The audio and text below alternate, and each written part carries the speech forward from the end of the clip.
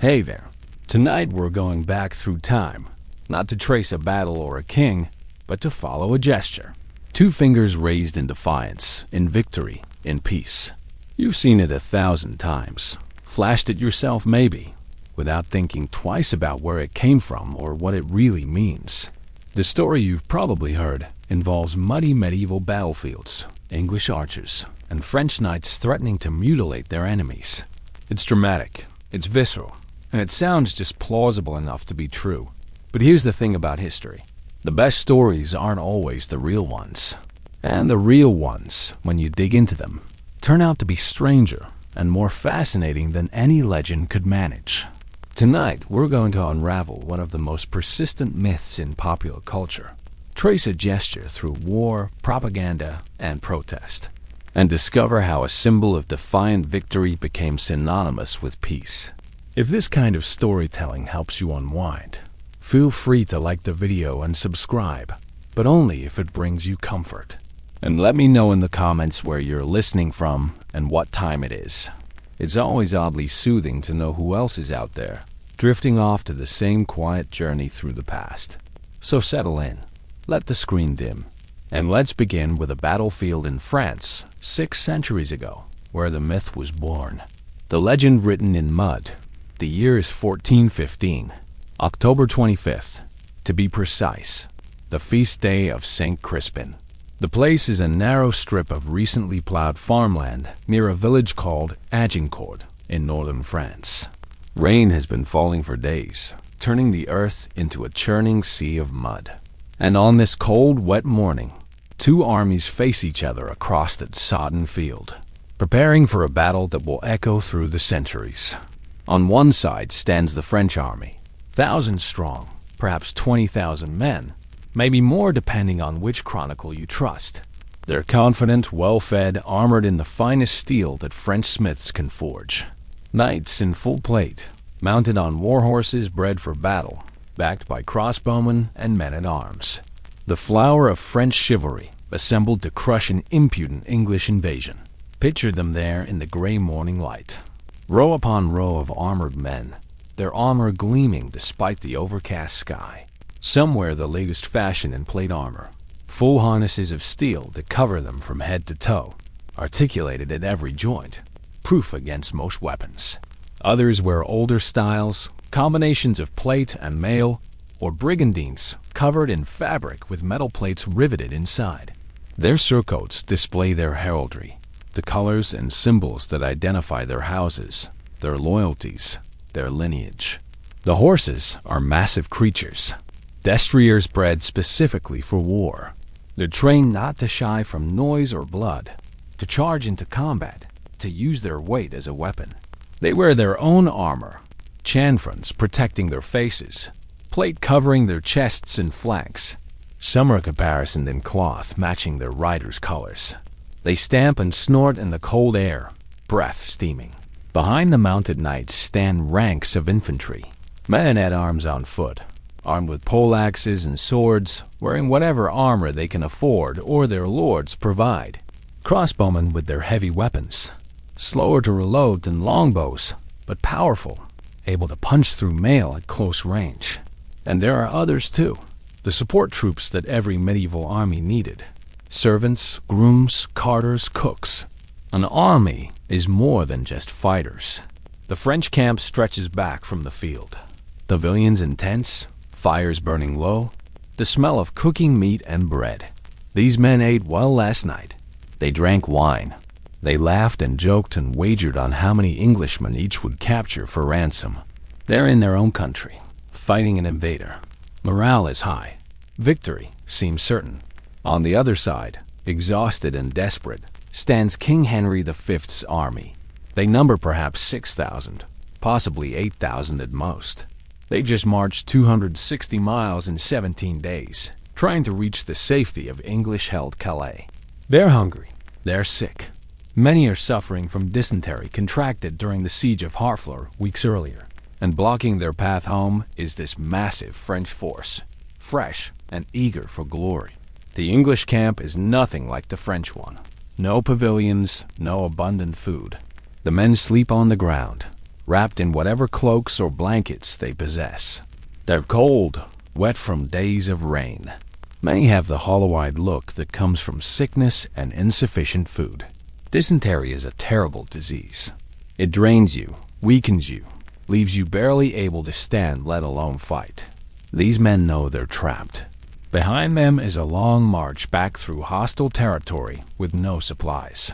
Ahead is this French army that vastly outnumbers them.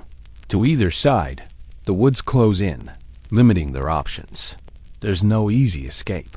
They have to fight here, now, on ground. They didn't choose against odds that no sane commander would accept. And yet, they're not broken. Not yet, because they're veterans, many of them. They've campaigned before. They know what longbows can do to cavalry, what disciplined infantry can achieve against superior numbers. They know that battles aren't won by counting heads. Morale matters. Tactics matter. Terrain matters. And they have a king who seems to understand this. Henry V is 28 years old. He's been king for only 2.5 years, but he's already proved himself as a military leader. He fought at the Battle of Shrewsbury when he was just 16, was hit in the face by an arrow, and survived the excruciating process of having it removed. He knows fear, he knows pain, and he knows how to lead men who are afraid and in pain. On this morning, Henry moves among his troops. He speaks to them, encourages them, reminds them of their training and their purpose. He's not wearing a crown. He's in armor like the rest of them, ready to fight, ready to share whatever fate awaits. Medieval kings were expected to lead from the front. Henry takes this seriously. The French nobles are so certain of victory that they're already arguing about who gets to capture the English king for ransom. The English, huddled in their positions, must know the odds.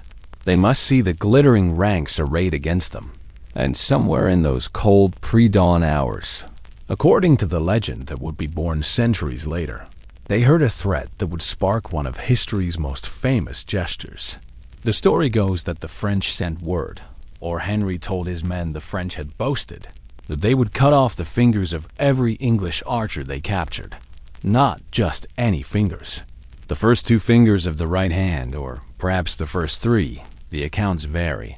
The fingers needed to draw a bowstring, to nock an arrow, to loose that deadly weapon that had caused the French such grief in battles past. Think about what this threat implies. It's not just about disarming the enemy. It's about humiliation, about permanent marking. A man with missing fingers would never be an archer again. He'd be crippled for a specific purpose, marked as defeated, unable to practice his trade or defend himself effectively. It's psychological warfare, designed to terrify and demoralize. Whether this threat was actually made is questionable. Some chronicles mention it, others don't. It might have been propaganda, something Henry told his men to make them angry, to give them one more reason to fight hard. Or it might have been a genuine French boast, aristocratic disdain for common soldiers, turned into a specific cruel promise. Either way, the legend claims the English archers heard it, and they remembered it. And when the battle was done, when the impossible had happened, and the English stood victorious on that blood-soaked field, they responded in the most visceral way possible. They raised those same fingers, the ones the French had threatened to take. They held them high for all to see, knuckles outward, palm facing themselves. A gesture of defiance that said more clearly than words ever could, "We still have them, we beat you, and we're still whole." That gesture, according to the myth, became embedded in English culture.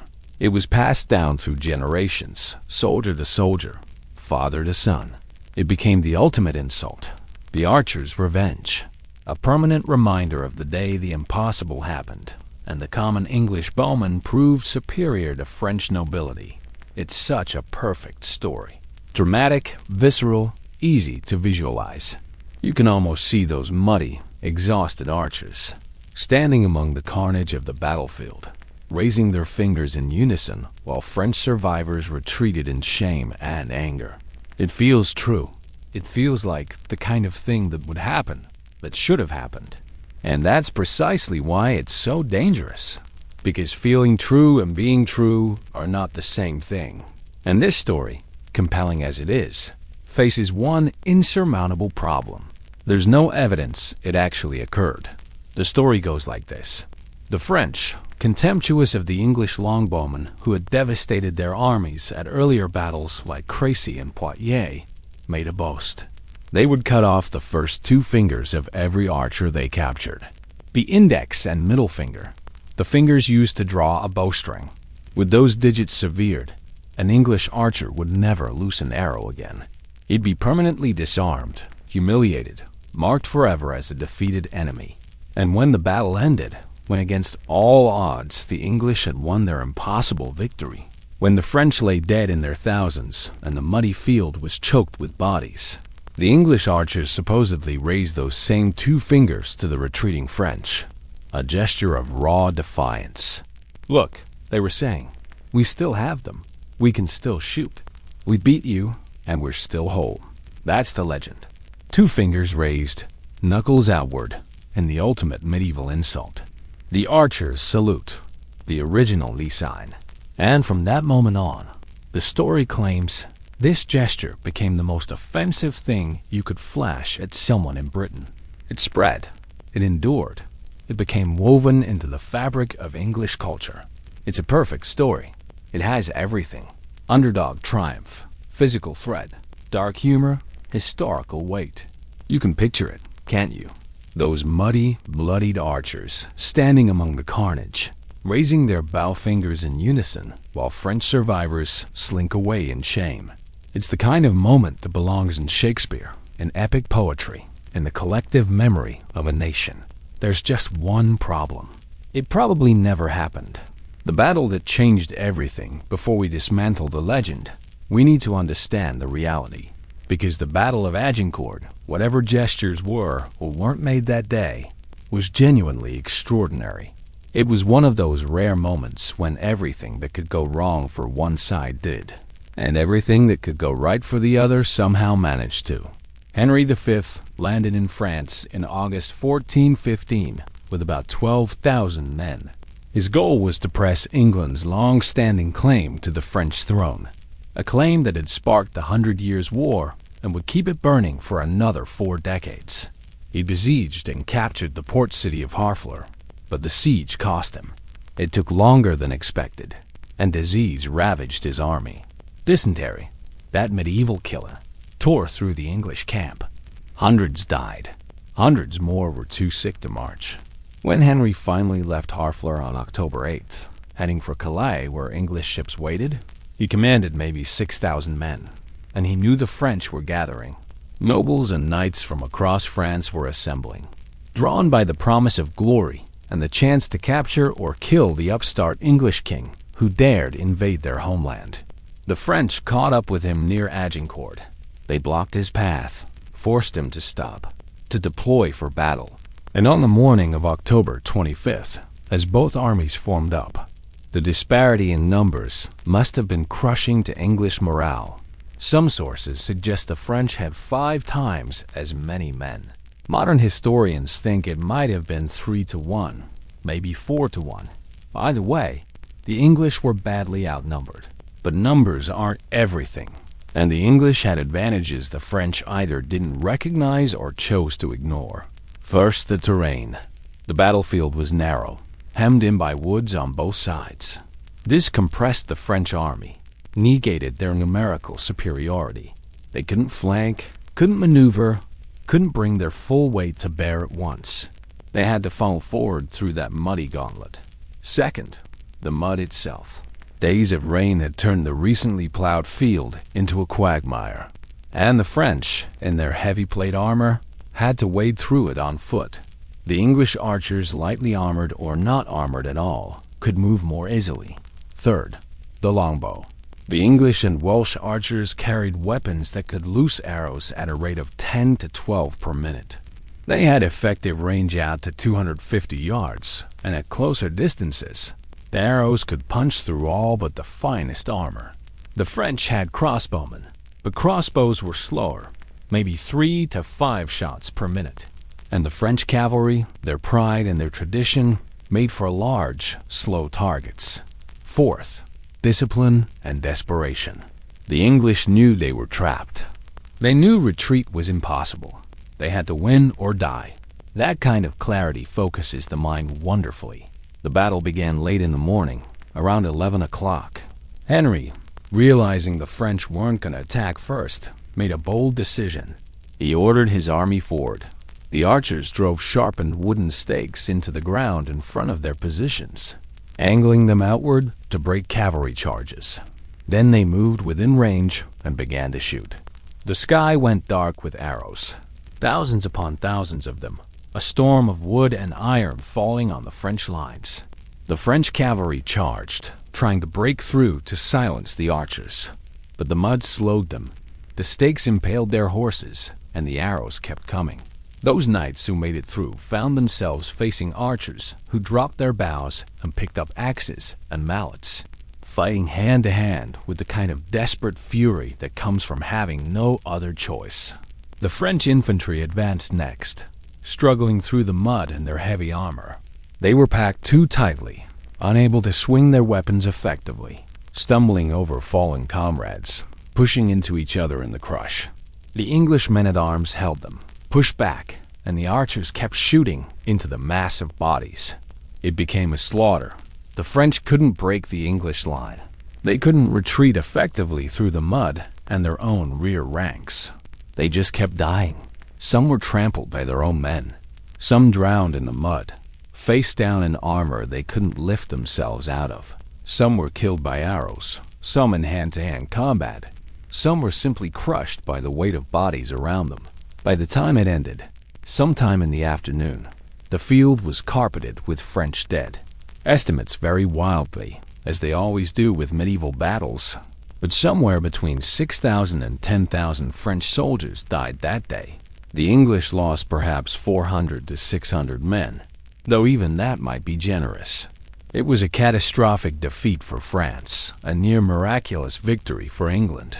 And it was in the wake of this battle, in the glow of this improbable triumph, that the legend of the archer's salute supposedly took root. But did it? Did those exhausted, blood-spattered men really pause to flash a rude gesture at their enemies? Did the French really threaten to cut off their fingers? Let's look at what the evidence actually says. What the chronicles tell us. When we talk about medieval history, we're working with fragments. We have chronicles, written by people who were sometimes there, sometimes heard about it secondhand, sometimes made things up entirely because a good story was worth more than strict accuracy. We have a few administrative records, muster rolls, account books. We have later histories, written decades or centuries after the fact. And we have silence. Huge, gaping silences where we simply don't know what happened. For the Battle of Agincourt, we're actually better off than usual.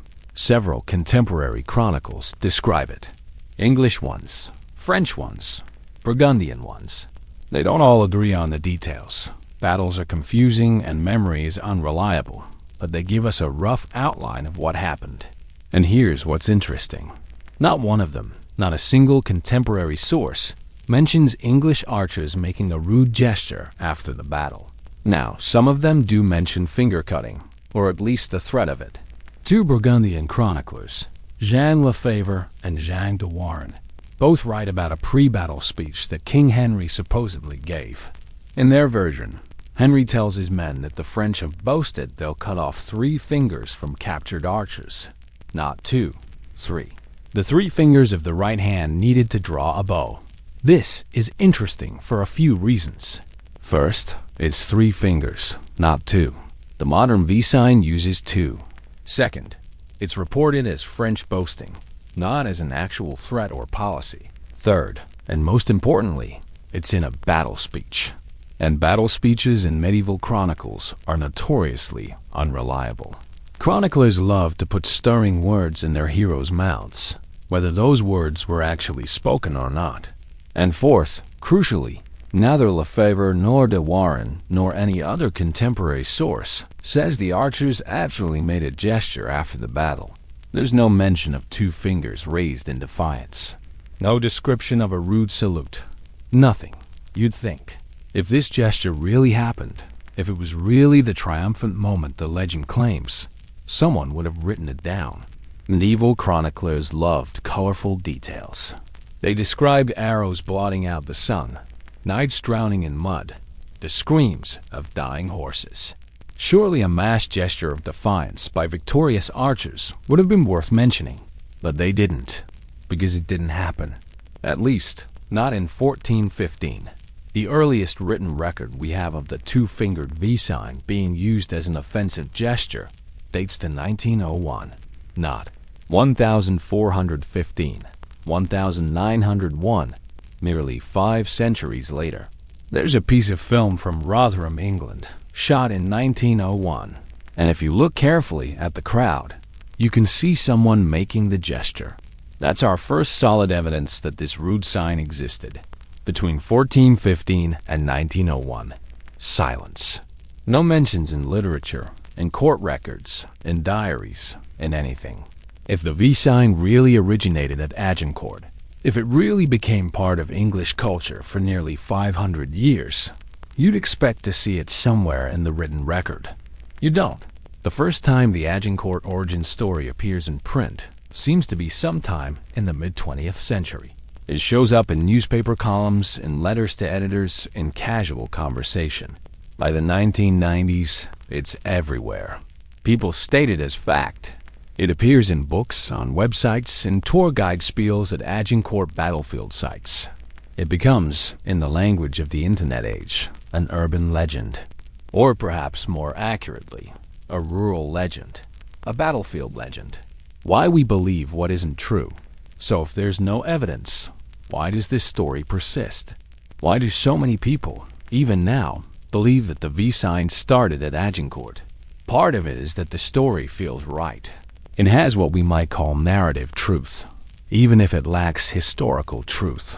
It fits our image of medieval warfare, of English longbowmen, of the triumph of the common soldier over aristocratic cavalry. We want to believe that those archers, having survived against impossible odds, would have had the spirit to mock their defeated enemies. The Battle of Agincourt itself has become mythologized over the centuries. Shakespeare's Henry V, written in 1599, turned it into the ultimate underdog story. The "we few, we happy few, we band of brothers" speech doesn't appear in any chronicle. Shakespeare made it up, but it's become how we remember Agincourt, as a moment of English pride, of common men triumphing through courage and skill. Interestingly, Shakespeare's play doesn't mention archers much at all. He focuses on the nobility, on Henry and his knights. But later writers, particularly in the 19th and 20th centuries, started emphasizing the archers more. Charles Dickens, in his Child's History of England, published in 1853, contrasts the good stout archers, not gentlemen by any means, with the wicked French nobility. The archers become symbols of English working-class virtue. By the 20th century, Agincourt has become a core part of British national mythology. It's taught in schools, referenced in political speeches, invoked whenever Britain faces long odds. And mythologies need details, human touches, moments that make the story memorable. A gesture of defiance fits perfectly. There's also something appealingly rebellious about the idea. The longbowmen were commoners, paid soldiers, not nobles. For them to flip off the French aristocracy, metaphorically and literally, speaks to something democratic, something anti-authoritarian. It's the little guy showing up the big guy. It's satisfying in a way that just winning the battle isn't quite. And once the story starts circulating, it takes on a life of its own. Someone hears it, believes it, repeats it. Their source was, "I read it somewhere," or "everyone knows that." It gets passed down, parent to child, teacher to student, pub conversation to pub conversation. And because it's about a gesture, something physical and immediate, it sticks in the memory better than abstract historical facts. The internet has supercharged this process. Now, the Agincourt origin story appears in countless articles, blog posts, social media threads. Some are carefully researched and note the lack of evidence. Others state it as proven fact. Most people don't dig deeper. They see the story, it sounds plausible, and they accept it. Historians have been pushing back for years. And Curry, one of the world's leading experts on Agincourt, has explicitly stated there's no evidence for the gesture. The British Library has said the same. Military historians, medieval specialists, gesture researchers, they all agree.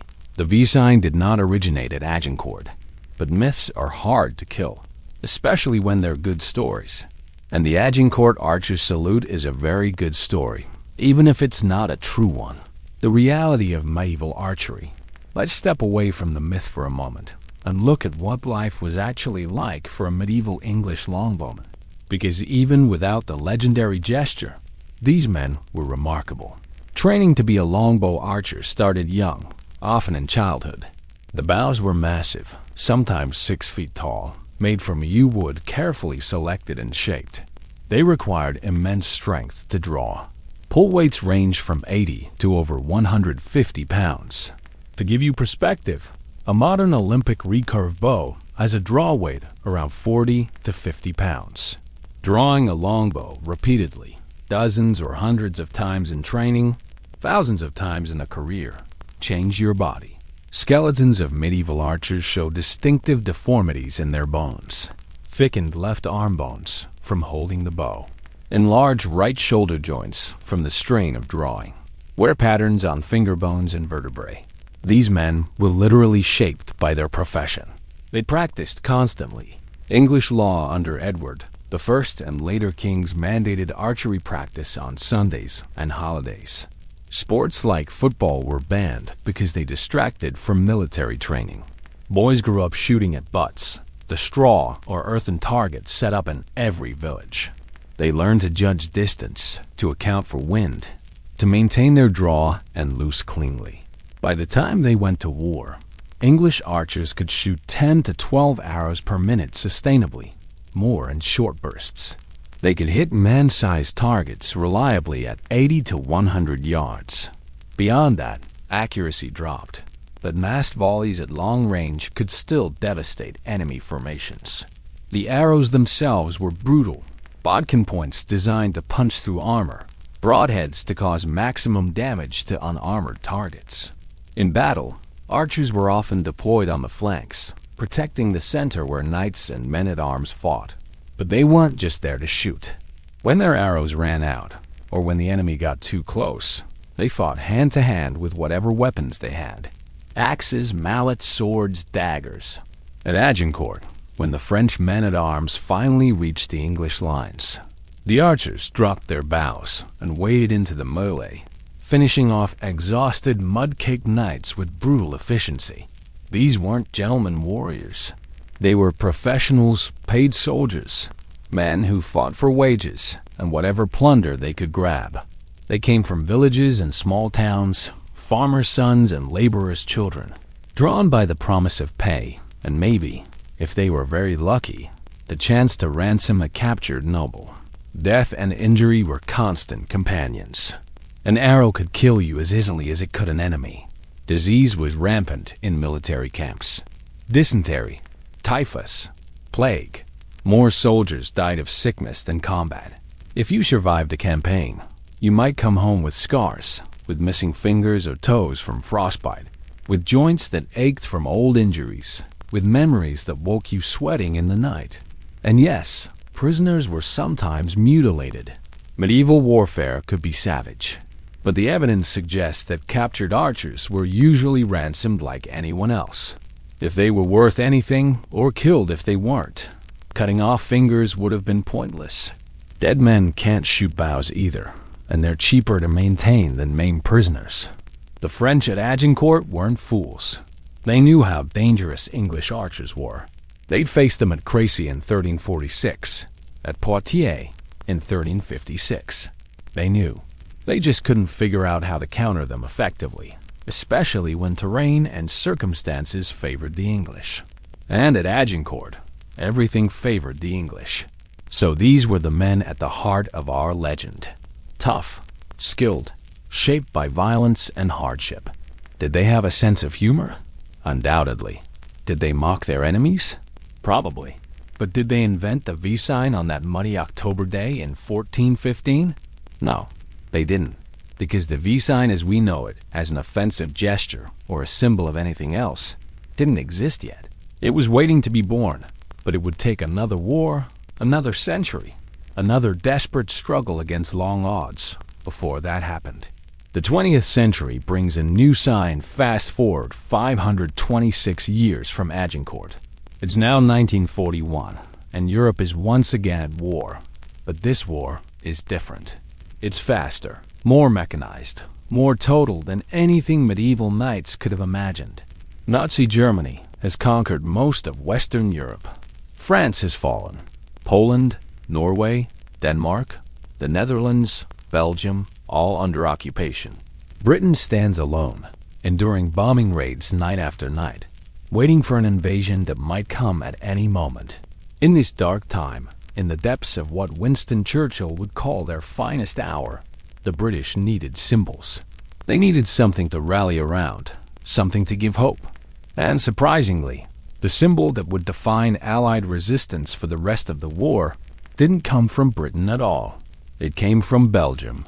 And it came from a man whose first name was, appropriately enough, Victor. Victor de Lavallee was a fascinating character.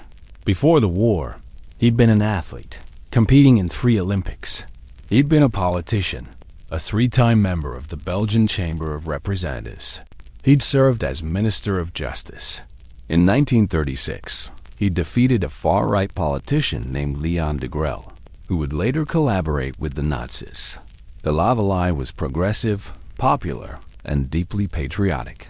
When German forces invaded Belgium in May 1940, de Lavallee's world collapsed. The government fled. The king surrendered. Within weeks, Nazi administrators were running the country, and people like de Lavallee, outspoken opponents of fascism, had to choose between submission and exile. De Lavallee chose exile. He made his way to Britain and was hired by the BBC to broadcast to occupied Belgium. His voice, transmitted from London on crackling radio waves, became a lifeline for Belgians living under Nazi rule. And in January 1941, he had an idea. He wanted to give his countrymen a way to show resistance without risking their lives. Something simple, something that could be done quickly and couldn't be easily suppressed. And he realized that the letter V could work perfectly. V for victoire in French, V for Vrijheid, freedom in Dutch, and in English, V for victory.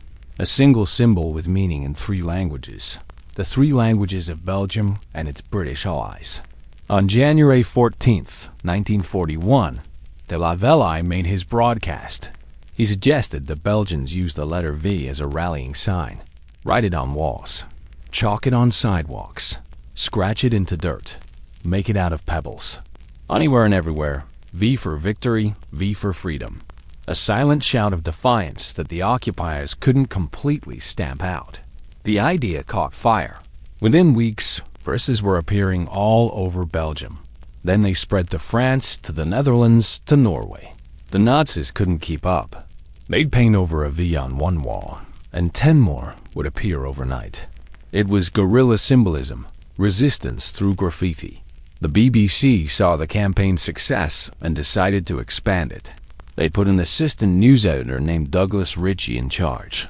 Ritchie broadcast under the pseudonym Colonel Britain, and he urged listeners across occupied Europe to join what he called the V Army. But Ritchie added something crucial. He suggested an audible V in Morse code.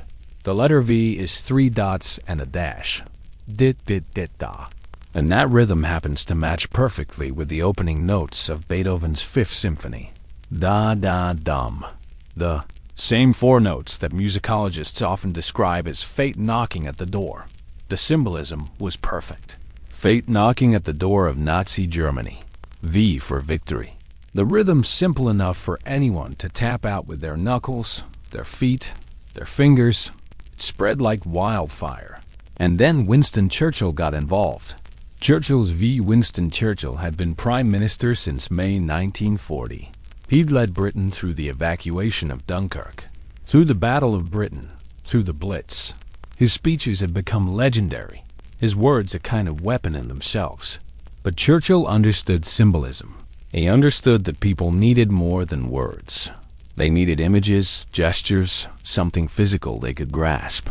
When the V for Victory campaign started gaining momentum, Churchill's staff briefed him on it. And on July 19, 1941, he gave it his official endorsement. He recorded a message that Colonel Britain broadcast to occupied Europe. The V sign is the symbol of the unconquerable will of the occupied territories, and a portent of the fate awaiting the Nazi tyranny. And then Churchill started using the gesture himself. 2 fingers, index and middle, raised in a V palm outward toward the camera or crowd. Well, usually palm outward. Churchill, an aristocrat to his bones, didn't always get it right at first. Sometimes he'd hold his hand with the knuckles facing out, often because he was holding a cigar and the position felt more natural.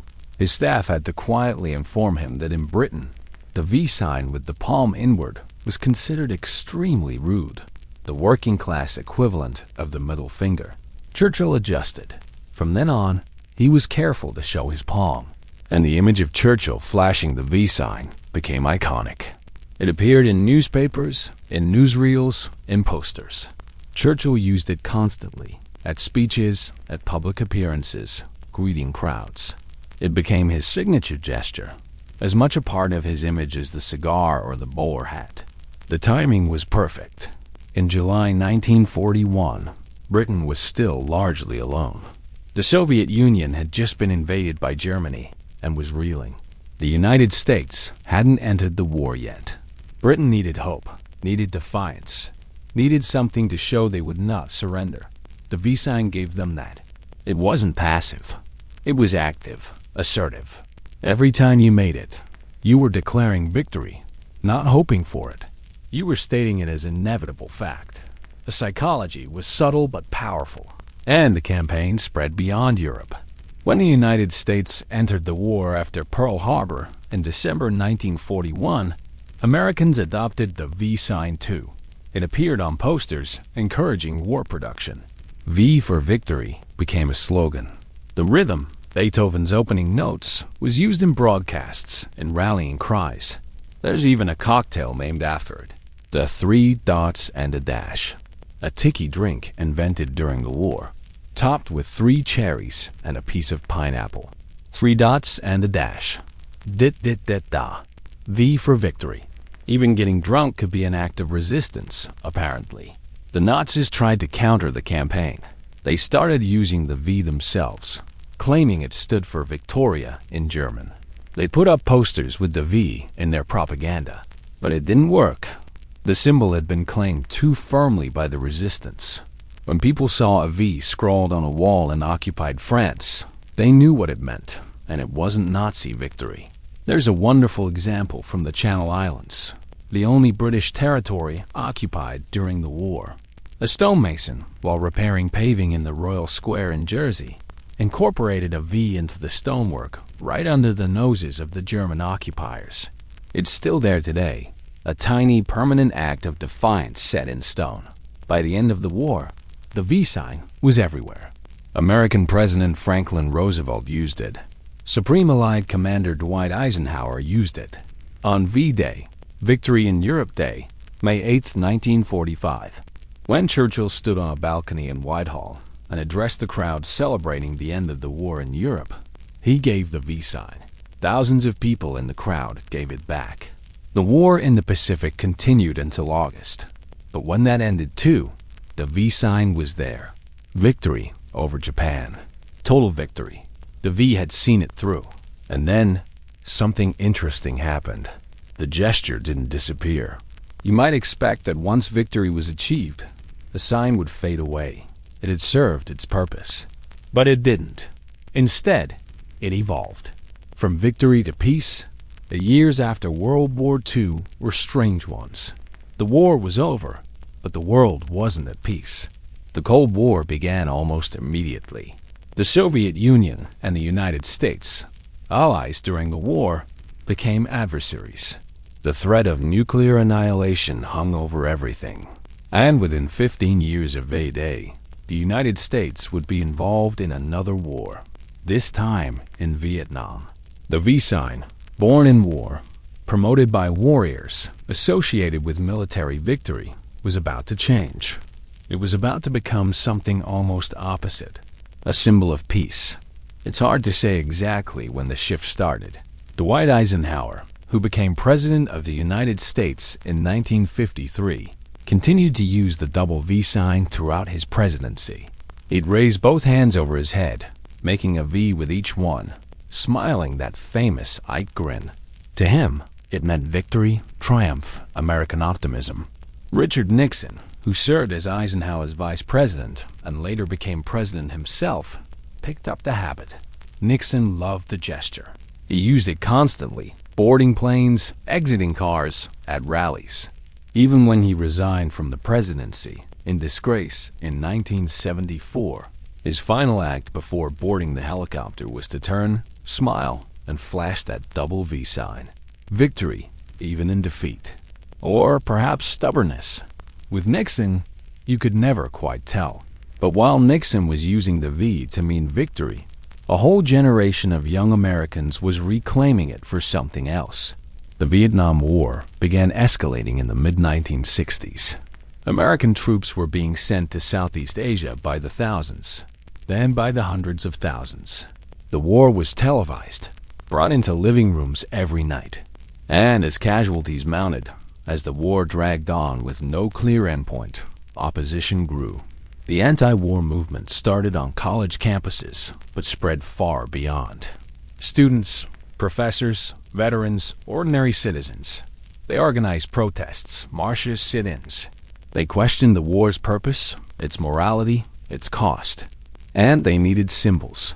Some adopted the peace symbol, the circle with the lines inside, designed in 1958 by Gerald Holtham for Britain's campaign for nuclear disarmament. That symbol, combining the semaphore signals for N&D, nuclear disarmament, had already crossed the Atlantic. But the V sign offered something different. It was simpler. You didn't need to draw it or wear it. You just raise your fingers. And crucially, it was already familiar. Everyone knew the V sign. Everyone associated it with Churchill, with World War II, with Allied victory. But what if, the protesters suggested, victory didn't have to mean military conquest? What if it could mean the victory of peace over war? It was a subtle act of reclamation. The hippies, the long-haired college students in their tie-dye shirts and bell-bottoms, the war protesters with their signs and their chants, they took Nixon's gesture and transformed it. When they flashed the V, palm outward, they weren't declaring military victory. They were calling for peace. They were saying the real victory would be ending the war, not winning it. The transformation happened organically, through thousands of individual choices. Protesters at rallies would raise the V sign while chanting "Peace Now." Photographs from demonstrations show crowds of people, arms raised, fingers forming verses. Joan Baez, the folk singer and activist, was photographed making the sign. So were countless others, famous and unknown. The phrase peace sign started to replace V sign in American usage. If you asked someone to make a peace sign, they'd raise two fingers, palm out. The association with victory faded, or rather, transformed.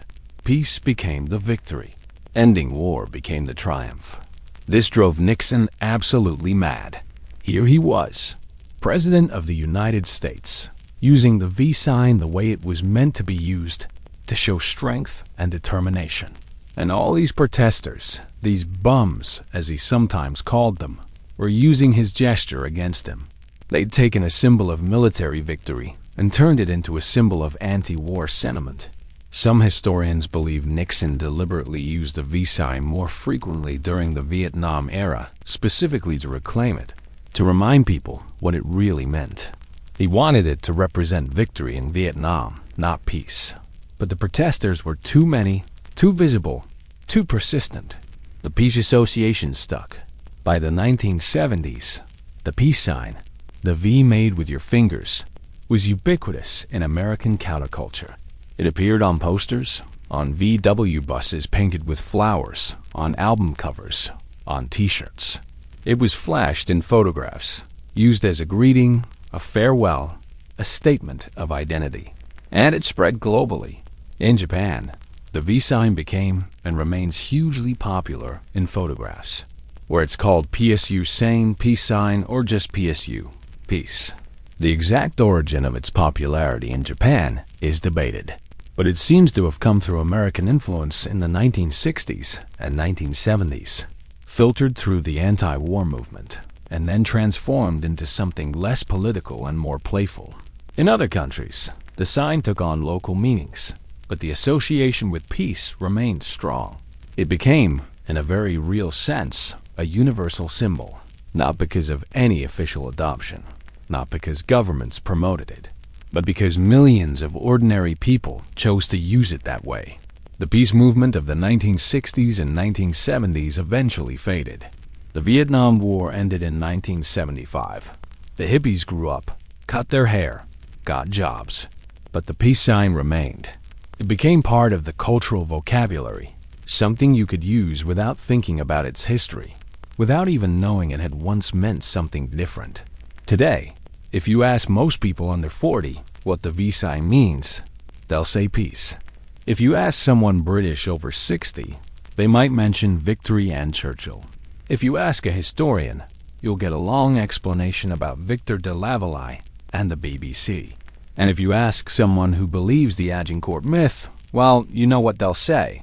The other V, knuckles out. But we're not quite done with the V sign yet, because there's another version, one that's particularly important in Britain, and that causes no end of confusion and occasional international incidents. Remember how Churchill's staff had to warn him about the palm orientation? There's a reason for that. In Britain, and in several Commonwealth countries, including Ireland, Australia, New Zealand, and South Africa, the V sign with the palm facing inward, with your knuckles facing out, is extremely offensive. It's the equivalent of the middle finger in the United States. This version of the V sign definitely existed by the early 1900s. That 1901 film from Rotherham shows it clearly, and research by anthropologist Desmond Morris in the 1970s found that the rude V sign was basically unknown outside the British Isles and former British colonies. Where did this version come from? Nobody knows for certain. It predates World War II, predates World War I, might predate even the Victorian era. It was firmly established as an offensive gesture in British working-class culture by the late 19th century at the latest. Some have speculated it might relate to the two-fingered salute in some way, perhaps as a working-class appropriation of a gesture used by archers or soldiers. But there's no evidence for this. It's just as likely that it developed independently, a natural hand gesture that took on rude meaning through social use and convention. The key difference is the palm orientation. Palm out, the gesture is generally positive, victory or peace, depending on context and generation. Palm in, knuckles out. It's an insult. And the British are very aware of this distinction. This has led to some awkward moments. In 1992, American President George H.W. Bush visited Australia. While passing some farmers protesting American farm subsidies, he waved and gave what he thought was a friendly peace sign. Palm in. The farmers were not amused. Bush had essentially flipped them off without meaning to. The reverse happens too. British tourists in America sometimes flash what they think is a rude gesture. Palm inward, and Americans just smile and flash it back, thinking it's the peace sign. Cultural translation isn't always smooth. The offensive version of the V sign remains common in Britain. You'll see it in road rage incidents, at football matches, in arguments. It's lost some of its potency in recent decades, as global culture and the internet have made the American middle finger more universally understood, but it's still around. And yes, people still sometimes claim it comes from Agincourt. The myth is persistent, even when historians explain that there's no evidence, that the first recorded use is from the 20th century. The medieval chroniclers never mentioned it. People cling to the story. It's too good to let go. There's a wonderful irony in this. The V sign doesn't come from Agincourt. It comes from World War II and the 1960s peace movement. But the myth of Agincourt, The idea of English archers defying their enemies with a rude gesture, that myth has power. It says something about how a culture sees itself, about underdog pride, about thumbing your nose at authority. So maybe the Agincourt myth, false though it is, serves a purpose. It connects people to imagined past, to a moment of triumph against the odds. It makes history feel immediate, personal, reducible to a simple gesture that anyone can make. The real history is Messier. The V sign has multiple origins, multiple meanings, multiple evolution. It's been a symbol of resistance, of victory, of peace, of rudeness. It's been used by prime ministers and protesters, soldiers and hippies, by people who knew its history and people who had no idea. And that's actually more interesting than any single origin story could be, because it shows how symbols work, how they evolve, how they carry meaning that changes depending on who's using them and when and why. Why myths endure. We're reaching the end of our journey through the history of a gesture. We've traced it from a battlefield where it never actually appeared, through a world war where it became a symbol of defiance, to a peace movement that transformed it into something gentler. We've seen it used by statesmen and rebels, understood differently in different cultures, freighted with meanings that shift and overlap. But before we finish, it's worth asking one more time, why does the Agincourt myth persist? Why, despite historians' corrections, despite the lack of evidence, despite the clear documentation of the V sign's actual 20th century origins, do people still believe that medieval archers invented it? Part of the answer is simple human psychology. We like origin stories. We like to know where things came from. And we especially like origin stories that are dramatic, that involve conflict and triumph, that connect us to history in tangible ways. The Agincourt story does all of this. It's set in a famous battle. It involves a physical threat, mutilation, and a defiant response. It gives the gesture a pedigree, makes it ancient and meaningful rather than just a random hand position. It turns a simple gesture into a link with the past. There's also something specifically British about it. Agincourt is part of British national mythology. It's one of those battles that gets taught in schools, referenced in speeches, used as a metaphor for overcoming odds. The idea that British culture's most famous rude gesture came from its most famous underdog victory, that's deeply satisfying. And the myth is self-reinforcing.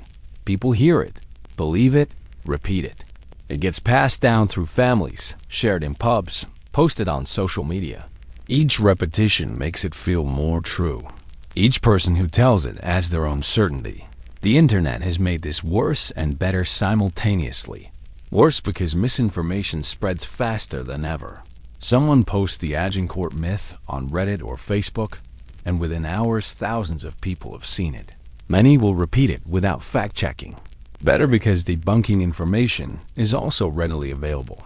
You can Google V sign Agincourt and find numerous articles explaining it's a myth. But people often don't check. Or they check sources that confirm what they already believe. Or they decide that the myth is true in some essential way, even if the details are off. There's a term for this. Truthiness, coined by comedian Stephen Colbert. The quality of seeming or being felt to be true, even if not necessarily true. The Agincourt myth has truthiness. It feels like it should be true. And for many people, that's enough. Historians fight an uphill battle against myths like this. Anne Curry has spent years researching Agincourt. She's written books, given lectures, done interviews. She's examined every scrap of evidence from the period. And she stated clearly, repeatedly, that there's no evidence for the V sign story. But she still gets hate mail from people angry that she's ruining the legend. This reaction is revealing. People don't want their myths debunked. They want the stories to be true. They've built emotional connections to these narratives. Telling them it's false feels like an attack, even though historians are just doing their job. And maybe, in the end, the myth serves a purpose even if it's not historically accurate. It keeps people interested in history. It makes them think about Agincourt, about medieval warfare, about longbowmen. Some of those people might dig deeper, might read real history, might discover the genuine stories, which are often more complex and interesting than the myths. The real history of the V sign is actually a great story. It involves radio broadcasts and resistance movements, a war leader's signature gesture, a symbol co-opted by peaceniks, cultural misunderstandings across borders. It's about how meaning shifts, how symbols evolve, how a simple hand gesture can carry weight in history and hope. That's worth knowing. That's worth preserving, even if it means letting go of knights and archers and muddy medieval battlefields. The gesture lives on today. The V sign remains with us, meaning different things to different people.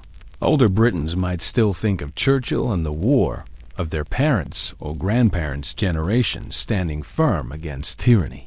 Americans and many others around the world see it as a peace sign, a casual greeting, something friendly and optimistic. In Japan and parts of Asia, it's ubiquitous in photographs, a default pose that's neither political nor particularly meaningful, just something people do, like saying cheese. In Britain, flash it the wrong way and you might start a fight. Flash it the right way and you might be quoting Churchill, calling for peace, or just saying, hello. The gesture has lost some of its gravity. When Churchill used it, when protesters at Vietnam demonstrations raised it, it carried real weight. It meant something urgent and important. Now it's often casual, reflexive, stripped of historical context. But that's how culture works. Symbols that start with deep meaning often become lighter over time. The peace symbol, designed in anguish by Gerald Holtham as he imagined a man before a firing squad, now appears on everything from jewelry to coffee mugs. The V sign, born in wartime desperation, has become a photo pose. Is this bad? Not necessarily. It means the war is over. It means the desperate times have passed. It means we have the luxury of using these symbols lightly because we're not fighting for our lives. That's actually a kind of victory in itself, and the symbols are still there if we need them. If another generation faces darkness, faces occupation or tyranny or war, they can reach for the V and fill it with meaning again. They can reclaim it, reshape it, make it urgent once more. The Agincourt myth, false though it is, won't disappear. It's too entrenched, too appealing. People will keep telling it, keep believing it, keep passing it on. And maybe that's okay. As long as some of us also know the truth, as long as the real history gets preserved and studied and taught, the myth can coexist with reality. Because in the end, both stories tell us something true. The myth tells us that people want to connect with the past, that they value defiance and triumph, that they're drawn to dramatic narratives. The real history tells us that symbols evolve. That meaning is created through use and context, that a simple gesture can carry the weight of a world at war and the hope of a movement for peace. So the next time you see someone flash a peace sign, or throw up the V, or even flip someone off British style with their palm in, remember, that gesture has traveled through centuries, through wars and protests, through victory and peace. It's been used by prime ministers and hippies, soldiers and students, by people who knew exactly what they were doing and people who had no idea. It's just two fingers raised. But those two fingers have held more meaning than most things ever do. And they're still out there, still being used, still evolving, still part of how we communicate, how we signal who we are and what we stand for. The archers at Agincourt never flashed it. Churchill did. The protesters did. And somewhere tonight, someone is throwing up a peace sign for a photo, connecting without knowing it to a chain of meaning that stretches back through decades of history, through war and resistance and hope. That's the real story of the V sign. Not a simple origin, but a complex journey. Not one meaning, but many, layered and shifting and alive. Rest easy. So now you know. The V sign didn't start with medieval archers, even though that would make a great story. It started with a Belgian refugee using the BBC to inspire resistance. It was adopted by Churchill as a symbol of defiance. It transformed in the hands of peace protesters. And it lives on today, meaning victory or peace or just a friendly hello depending on who you ask. The truth, as it turns out, is more interesting than the legend. Real history usually is. It's messier, more complicated, harder to fit into a neat narrative. But it's richer too, full of human moments and strange connections and symbols that change and grow. The medieval archers at Agincourt were real. They fought and many died on that muddy field 600 years ago. They were skilled and brave and deserving of respect. But they didn't invent the V sign. That honor belongs to the 20th century, to people fighting different wars, carrying different hopes.